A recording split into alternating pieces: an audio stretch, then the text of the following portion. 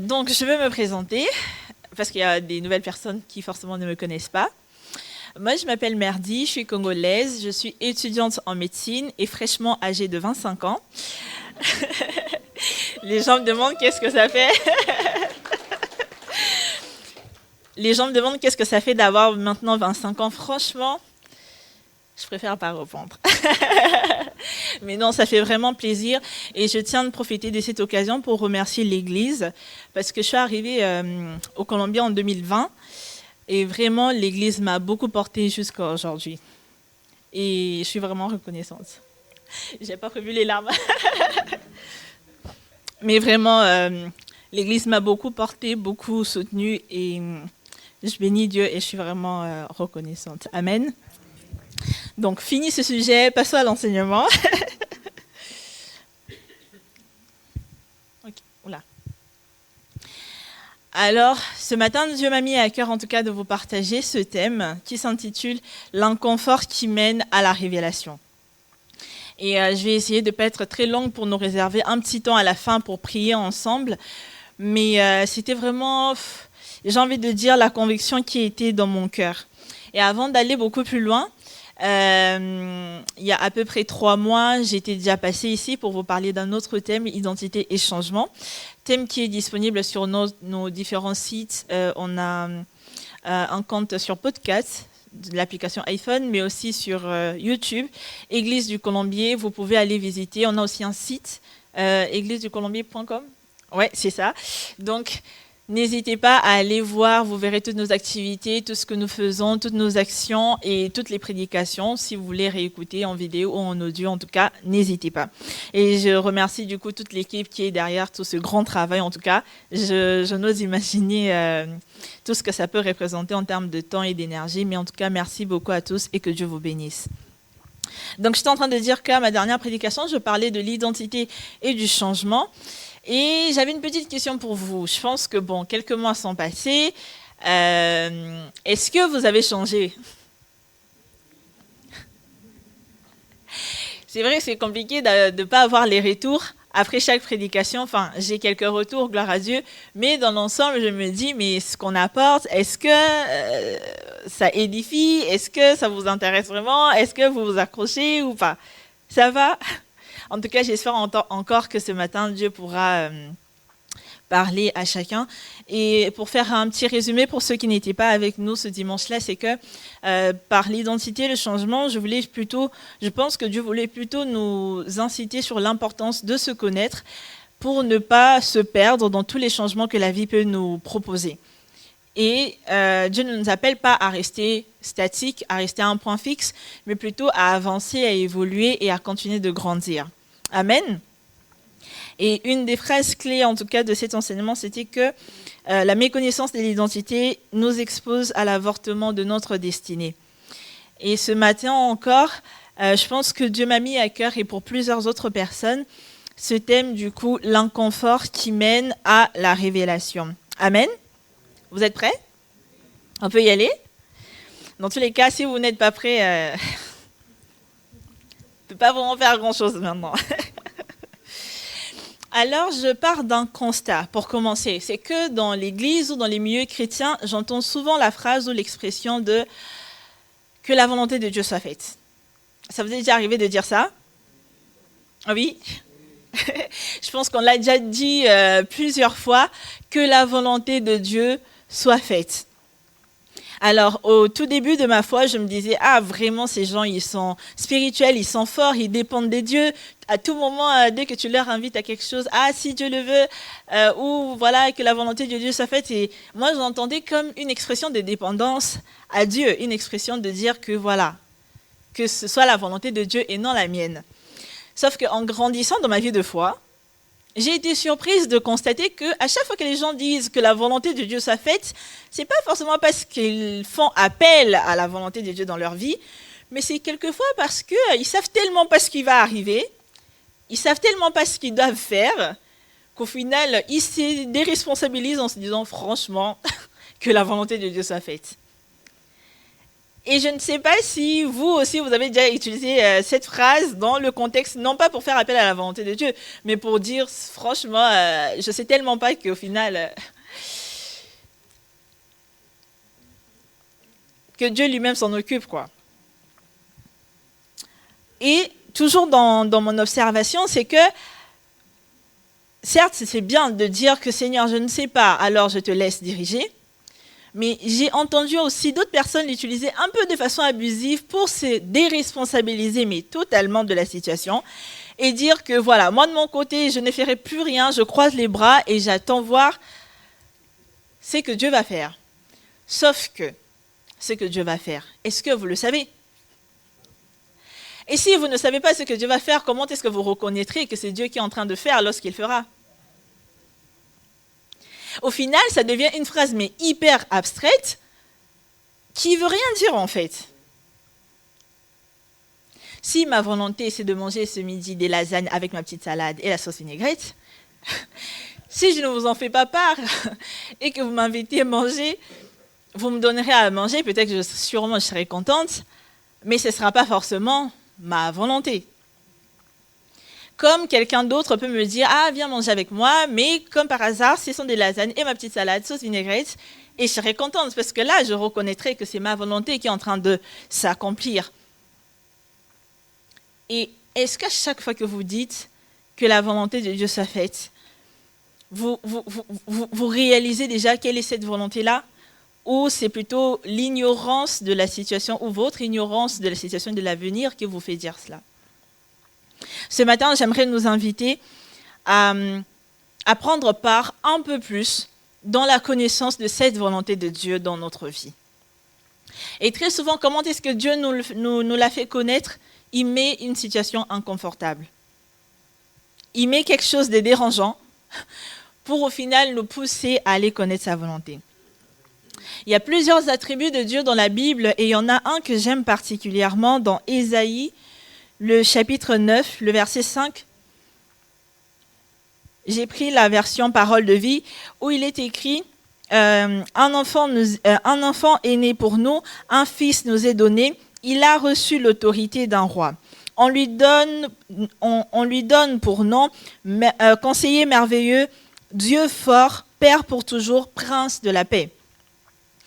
Et l'attribut qui attire particulièrement mon attention ce matin, c'est conseiller merveilleux. Le Dieu Tout-Puissant, celui qui est capable de tout, de faire exploser la terre en un claquement de doigts, celui qui a créé l'univers par sa parole, s'appelle aussi conseiller merveilleux. Et qu'est-ce que nous faisons lorsque nous ne savons pas et que nous utilisons la fameuse phrase comme gage de nous dédommager, nous, de notre part de responsabilité? C'est que Dieu, parfois, il te dit, mais je suis là comme conseiller. Je suis là comme conseiller. Et il y a un autre passage dans Psaume 84, le verset 6, où la Bible nous dit « Heureux ceux qui placent en toi leur appui, ils trouvent dans leur cœur des chemins tout tracés. » Une question un peu rhétorique par rapport à ce verset. La Bible dit « Ils trouvent dans leur cœur ». Mais enfin, si je vous posais la question du coup, où est-ce qu'ils trouvent des chemins tout tracés? Où est-ce qu'ils trouvent des chemins tout tracés? Les chemins tout tracés se trouvent en eux. Quelquefois, nous, on cherche des solutions, on cherche des révélations, on cherche la direction. Mais c'est en eux, c'est dans leur cœur qu'ils sont censés chercher pour trouver ce chemin tout tracé. Et lorsqu'on ne sait pas comment s'y prendre, Dieu lui-même se propose être le conseiller merveilleux. Et j'ai remarqué dans certains moments de ma vie, ou quand les choses n'allaient pas, qu'est-ce que je faisais? J'avais tendance à appeler mes frères et sœurs, à appeler mes parents, à me plaindre, mais je pense qu'on fait un peu tout ça, alors qu'on a un Père qui est un conseiller merveilleux. Et vous savez ce qui est bien avec Dieu, c'est que lui ne vous conseille pas forcément en fonction de son expérience à lui, comme les hommes le font. Parfois, dans certains conseils, on entend vraiment que la personne, en fait, parle de lui-même, la personne parle d'elle-même. Au final, ce n'est plus du tout un conseil adapté à nous. Je ne sais pas si au milieu de nous, il y a des gens qui font des études en consulting. Mais en tout cas, aujourd'hui, il y a des études qui existent en consulting et tout. Vous prenez un rendez-vous avec quelqu'un, vous exposez la situation. Ça peut être sur le marketing ou sur les finances, l'épargne. Et la personne, son boulot se résume à analyser votre situation de façon personnalisée et vous apporter des conseils qui sont adaptés à vous. Si on peut payer des hommes pour jouer le rôle de conseiller, et sans garantie des résultats, je précise, à combien plus forte raison ne consulterons-nous pas celui qui s'appelle merveilleux conseiller? Il est l'ancien de jour. Il n'apprend pas de l'expérience, il sait. Et ce que j'aime avec Dieu, c'est qu'il sait ce qui était, il sait ce qui est et il sait ce qui sera. Donc encore une fois, j'aimerais vraiment nous encourager ce matin à chercher, à fuyer, à frapper, mais cette fois-ci en nous. Parce que si vous êtes enfant de Dieu, si vous vous appuyez sur Dieu, en vous se trouvent les chemins tout tracés. Et comment on arrive à ce niveau de lire ces chemins? On a besoin de se conseiller. Dans ma première année de médecine, en tout cas, j'ai fait plusieurs matières, parfois qui n'avaient rien à voir avec la médecine directement. Et j'ai fait des cours d'économie. Je vous assure que de toute ma vie, c'était la première fois que j'ai eu des cours d'économie. Je savais mais strictement rien de chez rien sur toute la matière. Alors je me suis résolue à aller quand même en cours, comme ça je saurais, j'apprendrais un peu plus vite avec les explications du professeur. Et je vous assure que ça ne m'a pas aidé plus que ça. J'allais en cours, mais ça ne m'a pas forcément beaucoup aidé. Par contre, il y a une phrase que le professeur répétait, mais à chaque CM, c'était que choisir rime avec renoncer. Choisir, c'est renoncer. Si tu choisis un produit, tu renonces à tous les restes. Après, si tu as beaucoup d'argent et que tu aimes la diversité, tu peux choisir beaucoup de produits, mais à un moment donné, tu vas renoncer. Choisir un époux ou une épouse, c'est renoncer à toutes les autres femmes et à tous les autres messieurs, sinon vous êtes infidèle. Lorsque vous choisissez sans renoncer, justement, vous devenez infidèle. Et où est-ce que je veux en venir avec cette phrase de choisir pour renoncer? C'est que quelquefois, on choisit de s'engager avec Dieu, on choisit d'avancer avec Dieu, on choisit Jésus, mais sans renoncer à tous les autres dieux qui existaient déjà dans notre vie. Alors je vous repose la question, lorsque vous dites que sa volonté soit faite, c'est dans quel sens? Parce que vous faites appel à sa volonté ou parce que vous vous déresponsabilisez de la réalité? Choisir rime avec renoncer. Et ne pas choisir, les malins qui s'abstiennent, ne pas choisir est déjà un choix en soi. Et cela vraiment, je portais dans mon cœur cette phrase de parler à tous ceux qui ne connaissent pas encore Jésus, à tous ceux qui n'ont pas encore fait le pas de donner leur cœur à Dieu, à tous ceux qui hésitent encore dans leur engagement. Lorsque vous ne choisissez pas Dieu, par forfait, vous choisissez le monde. Il n'y a pas de, je choisis pas Dieu, mais je fais pas non plus le mal, mais je suis entre deux. Non, il n'existe pas d'entre-deux.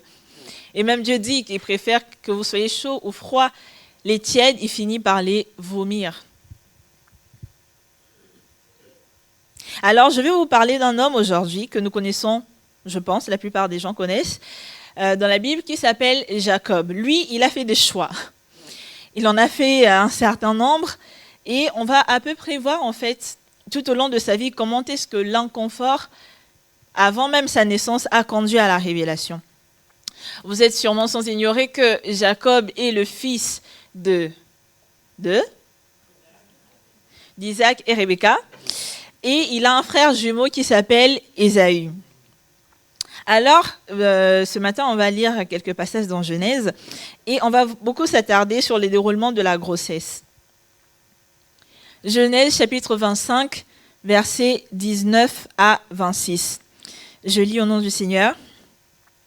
Voici la postérité d'Isaac, fils d'Abraham. Abraham engendra Isaac. Isaac était âgé de 40 ans quand il prit pour femme Rebecca, fille de Bethuel, l'araméen, de Padan Aram et sœur de Laban, l'araméen. Isaac implora l'Éternel pour sa femme, car elle était stérile, et l'Éternel l'exauça. Rebecca, sa femme, devint enceinte. Les enfants se heurtaient dans son sein.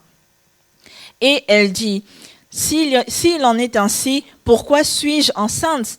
Et elle alla consulter l'Éternel. Et l'Éternel lui dit, 2 nations sont dans ton ventre, et 2 peuples se sépareront au sortir de tes entrailles.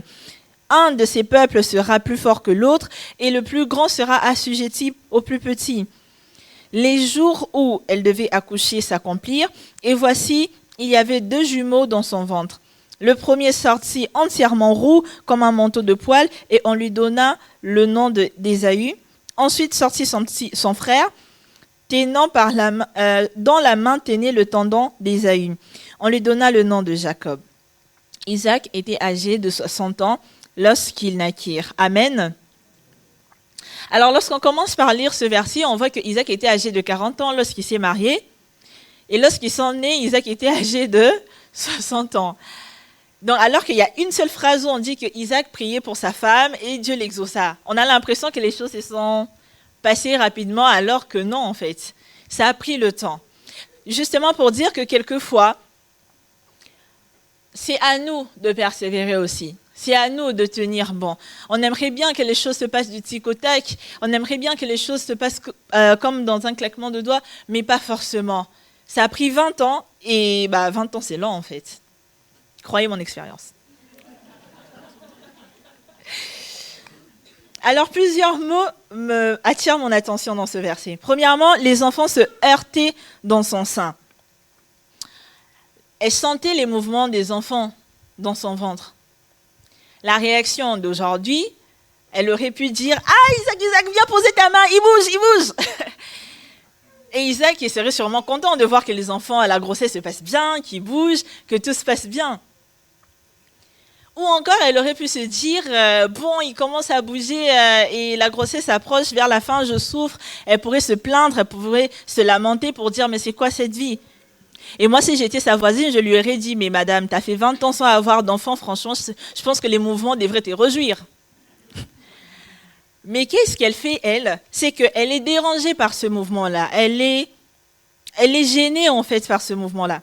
J'en ai pas l'expérience, mais je pense que celles qui en ont parmi nous confirmeront que parfois, c'est pas forcément agréable. Alors, qu'est-ce qu'elle a fait ? Ni se plaindre, ni se lamenter, elle est allée consulter l'Éternel. Ouais. Pendant que les enfants se heurtaient dans son sein, elle est allée consulter l'Éternel. Pendant qu'elle était dans l'inconfort dans son corps, elle est allée consulter l'Éternel. Puisque la parole de Dieu nous dit que la bénédiction de l'Éternel enrichit et ne se fait suivre d'aucun chagrin, et si Dieu vous bénit des enfants, si Dieu vous donne une quelconque bénédiction et qu'à un moment ou à un autre de votre vie, cette bénédiction commence à avoir un goût d'inconfort, un goût amer, qu'est-ce qu'il faut faire ? Revenir à celui qui l'a donné. Aujourd'hui, lorsqu'on achète des appareils électroménagers, qu'est-ce qu'on fait ? On vérifie bien la garantie. 1 an, 2 ans. Et moi, pour faire une petite histoire, c'est qu'une fois j'ai acheté un appareil et tout, je l'ai utilisé pendant au moins 1 an et 10 mois. Et à la fin des 10 mois, la prise, elle s'est cassée. Donc je me suis dit, ah mince, tant pis, je perds tout, quoi. Et puis je me suis dit, non, j'ai la facture encore. Donc j'ai vérifié et je vois qu'on est à 2 mois de l'expiration de ma garantie. Je suis allée chez les fabricants, j'ai apporté l'appareil, je lui ai dit que ça s'est cassé. Il m'a regardé, il m'a dit, vous voulez que je vous donne un neuf ou que je vous rembourse ? Remboursez-moi. Et j'ai récupéré 100% de ce que j'avais mis dans l'appareil, comme si je ne l'avais jamais utilisé. Si les hommes peuvent vous donner une garantie de 2 ans, la garantie de la bénédiction de Dieu est éternelle. Parce que c'est fondé sur sa fidélité et sur sa nature à ne pas changer. Si Dieu vous donnait un travail, si vous avez prié pour un travail que Dieu vous a exaucé, et que dans ce travail, vous commencez à ressentir un goût amer, revenez chez les fabricants. Si Dieu vous a donné des enfants et que ces enfants commencent à vous prendre la tête par la désobéissance, par je ne sais pas moi quel comportement, revenez à Dieu qui vous les a donnés. Parce que là, la garantie, elle n'est pas jusqu'à 18 ans.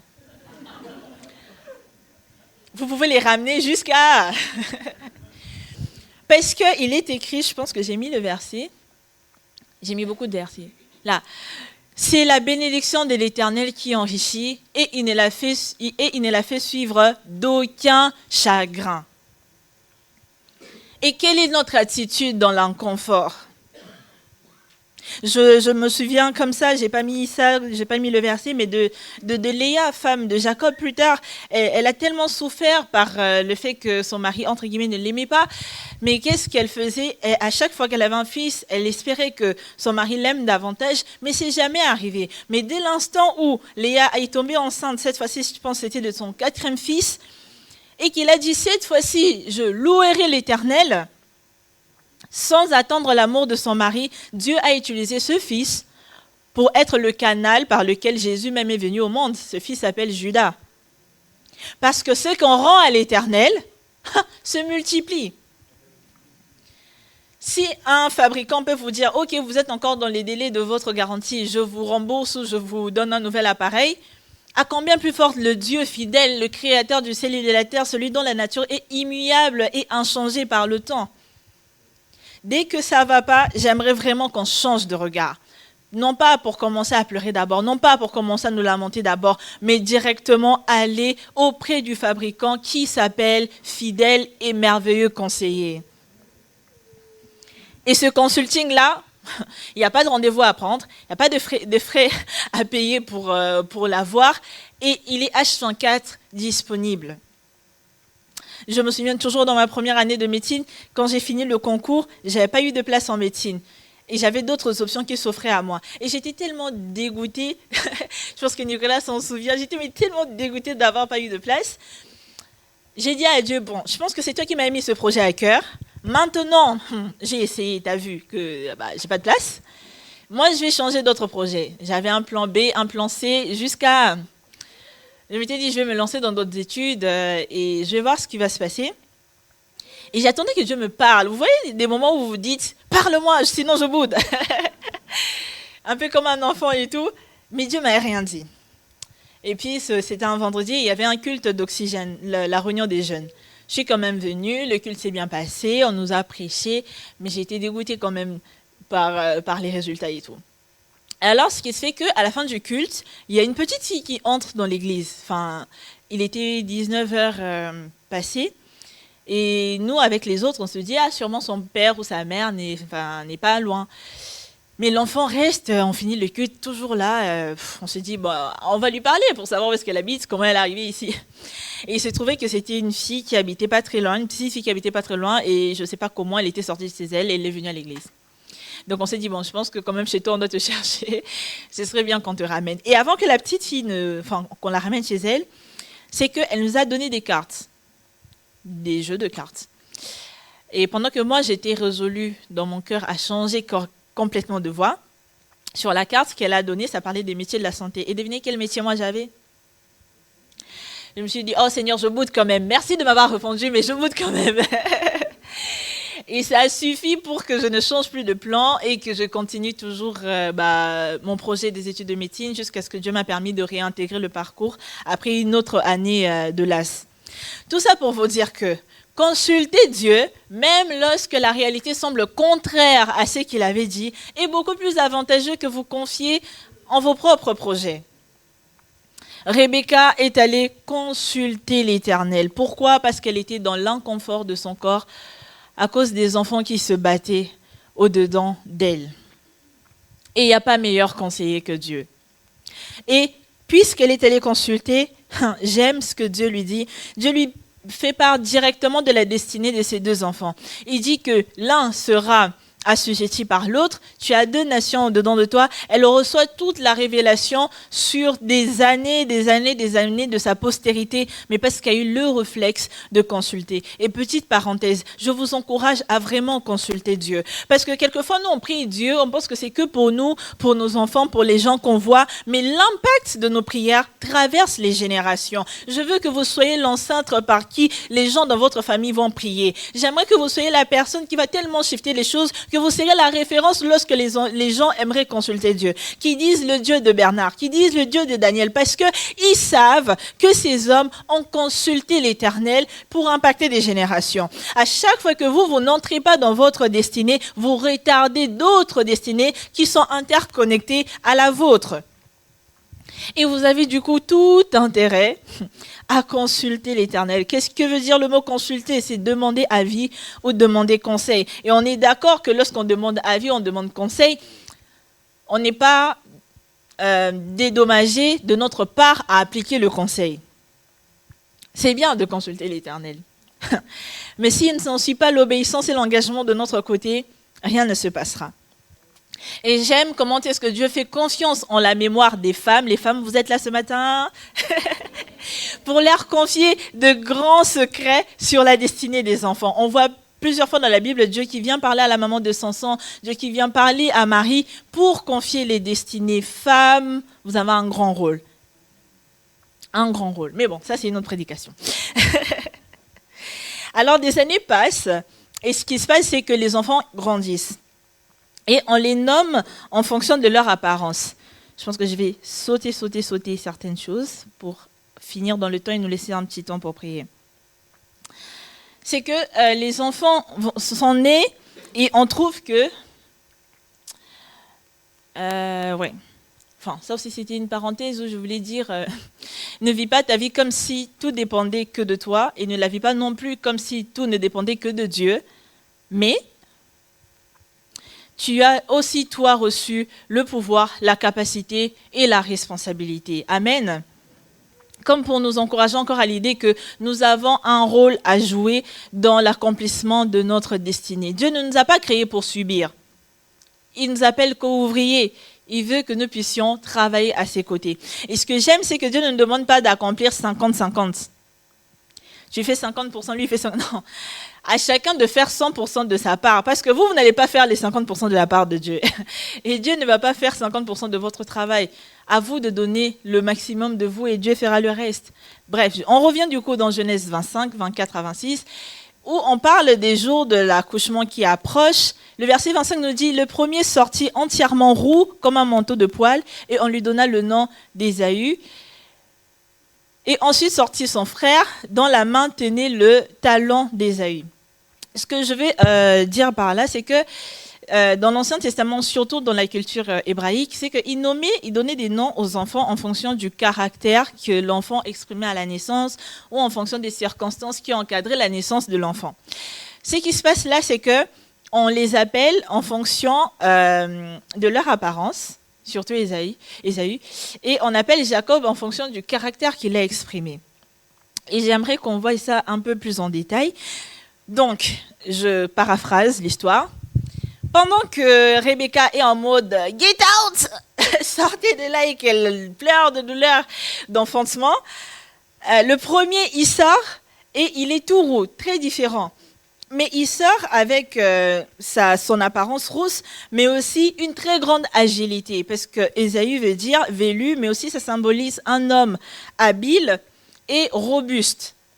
Alors on voit un bébé qui bouge bien, full énergie, on l'appelle Ésaü, parce qu'il incarnait la force et il incarnait l'habilité. Alors que son frère, lorsqu'il sort, lui, qu'est-ce qu'il fait? Il attrape le talon de son frère. N'oubliez pas qu'au début, les enfants se bagarraient déjà dans le ventre.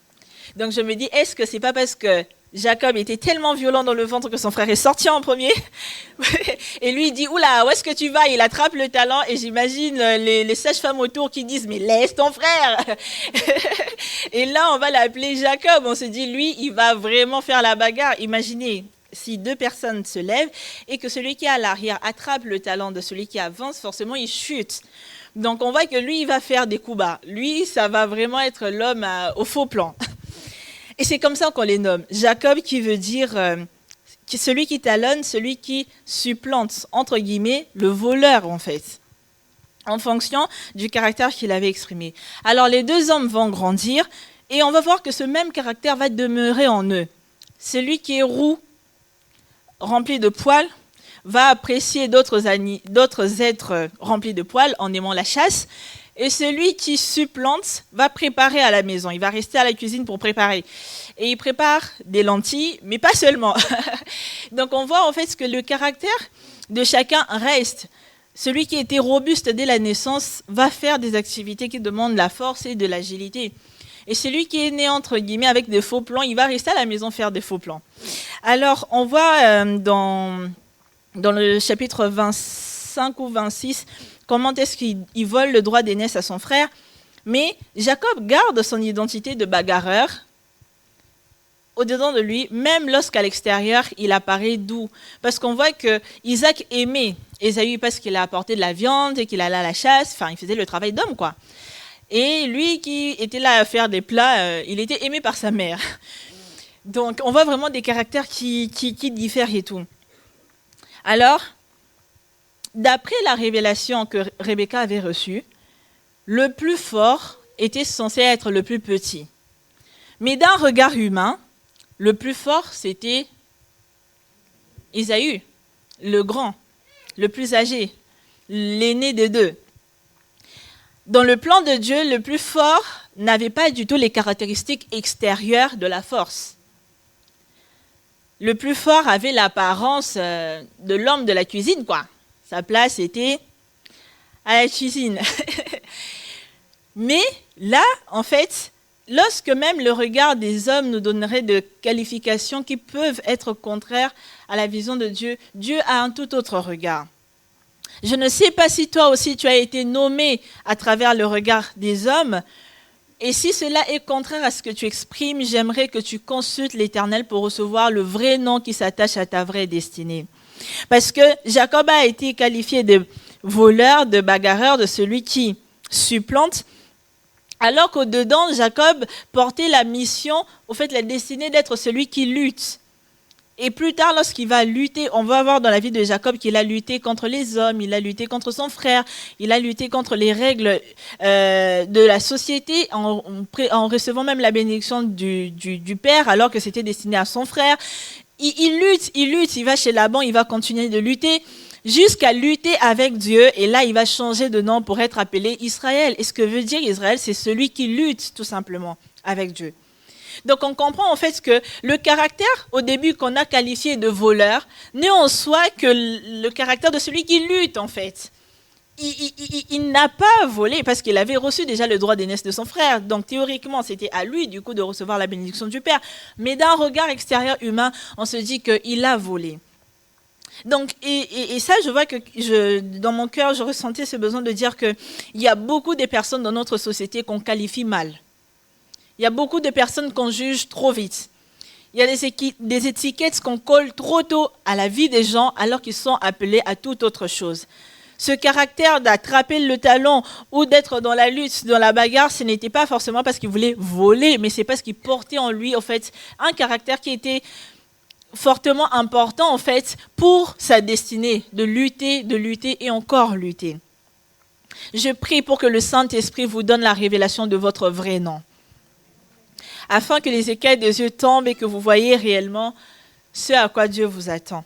Alors, le moment de la bénédiction va arriver, c'est dans Genèse 27, 1 à 27, mais c'est trop long, je pense que je vais prendre quelques versets importants, ou sinon je vais vous la raconter.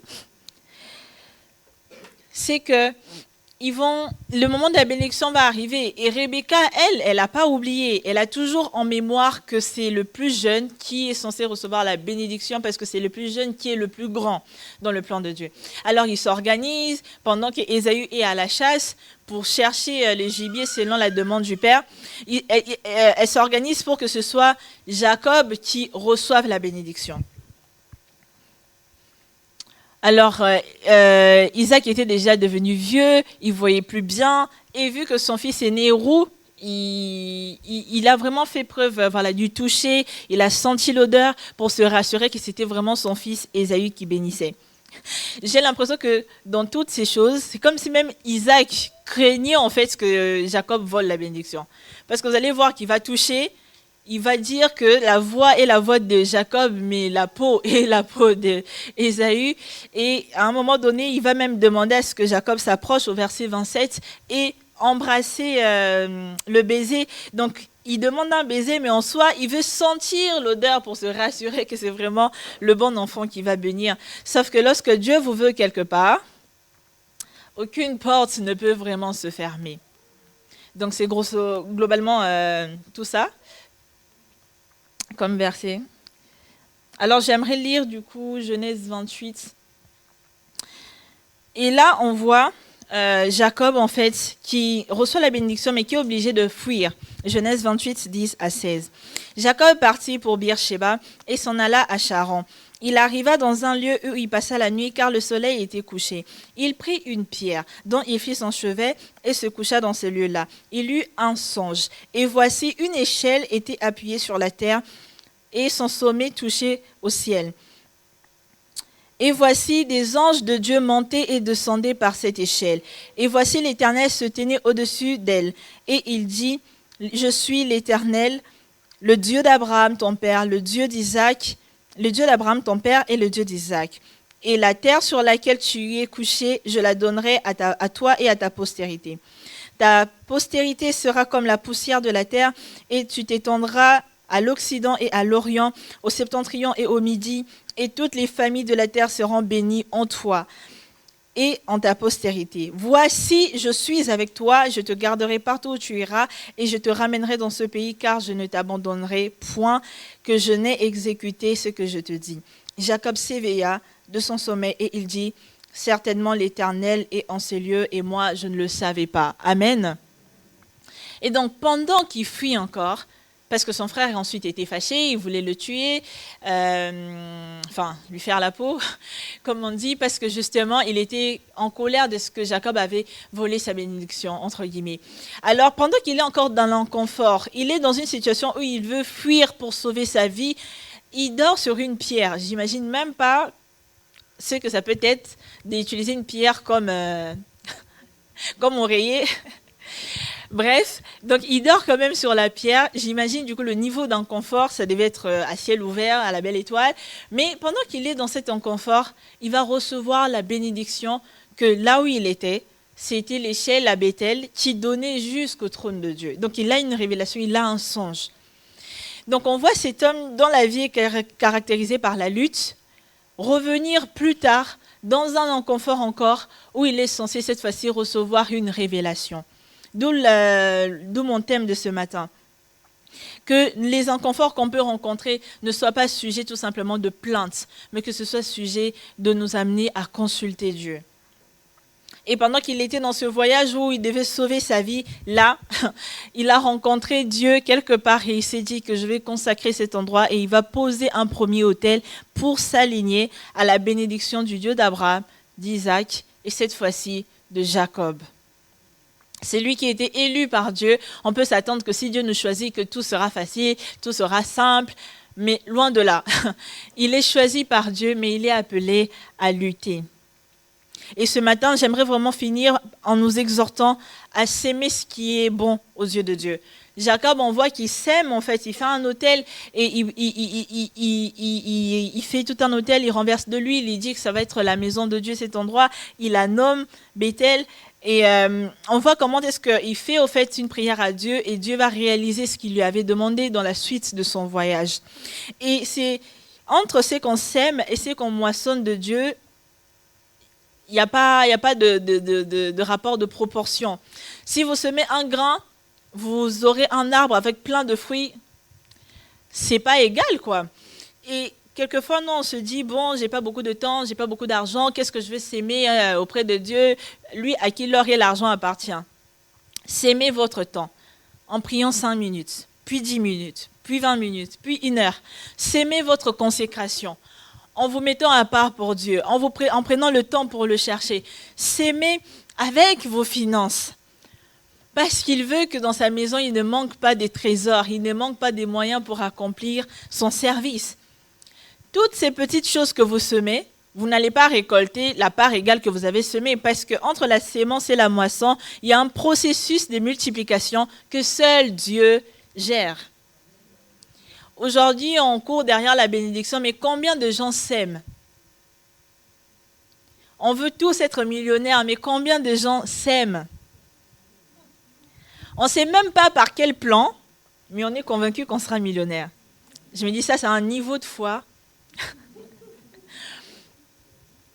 Ces grandes choses que Dieu a déposées en vous sont certaines. Ces promesses dans votre vie sont certaines. Mais commencez à semer des choses qui vont vous permettre de moissonner demain ce que Dieu attend de vous, ce que Dieu a prévu pour vous. Je ne peux pas rester chez moi les bras croisés et m'attendre qu'un jour je me réveillerai docteur.